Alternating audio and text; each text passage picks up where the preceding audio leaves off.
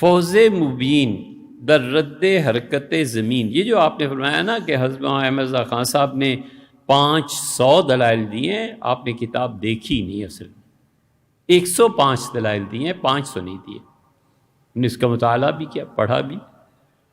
حضرت نے جو سائنس پہ اپنے علم سے اس کے خلاف لکھا ہے، یہ اس زمانے کی بات تھی۔ بہت سے علوم ایسے ہیں جن میں مختلف علماء نے وقت کے ساتھ ساتھ اپنی آراء کا اظہار کیا، بعد میں سائنس نے یا تو اس کی تردید کر دی، وہ سائنس کی تردید 200 سال بعد پتہ چلا کہ سائنس کی تردید غلط تھی اور مولوی صاحب جو کہہ رہے تھے وہ ٹھیک، اور 200 سال بعد پتہ چلا کہ مولوی صاحب کا کہنا ٹھیک نہیں تھا اور سائنس کی تحقیق ٹھیک تھی۔ یہ تحقیق کی دنیا میں ہوتا رہتا ہے۔ اس کی بس ایک چھوٹی سی مثال دیں، جب یہ چینی کے کارخانے آئے نا، تو اس زمانے میں علماء نے منع کیا، علماء نے کہا چینی کے کارخانے مت لگاؤ، حرام قرار دیا۔ وہ جو اس زمانے کی نئی نسل تھی، تازہ تازہ نیا خون تھا نا، اور اسلام اور مولویوں کے خلاف ہمیشہ جو بات مولویوں کی طرف سے آئے سو رد کرو، ان کا ترقی نہیں ہو سکتی، چینی کے کارخانے لگائیں گے۔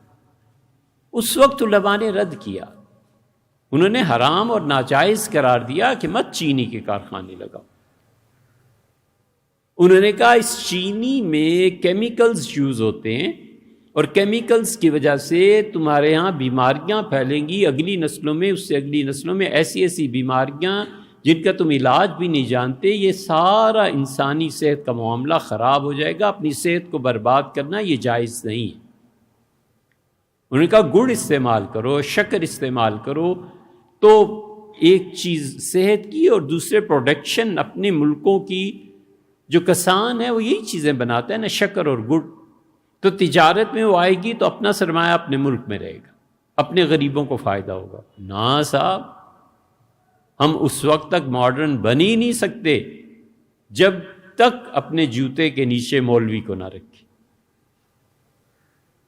یہ ترکی کے علماء نے اس وقت لکھا تھا، اب رکھ لو ان علماء کو جوتے کے نیچے، جب تمہیں کینسر اور ایسے امراض ہونے لگے کیمیکلز کھانے سے، تو ہمیں تو یاد اس لیے نہیں رہا کہ ہم نے کوئی پڑھنا تھوڑی ہے تاریخ، ہمیں کیا معلوم، یہ اس وقت کی بات ہے۔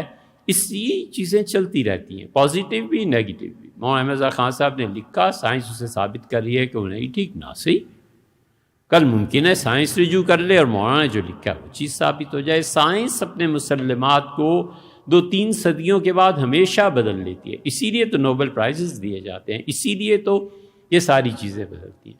حضرت تھانوی رحمۃ اللہ نے بھی ایک جملہ لکھا ہے بہت عمدہ۔ کسی نے کہا حضرت یہ آیا ہے کہ ہی تمر کمر السحاب، زمین ایسے حرکت کرتی ہے جیسے بادل فضا میں تیرتا ہے۔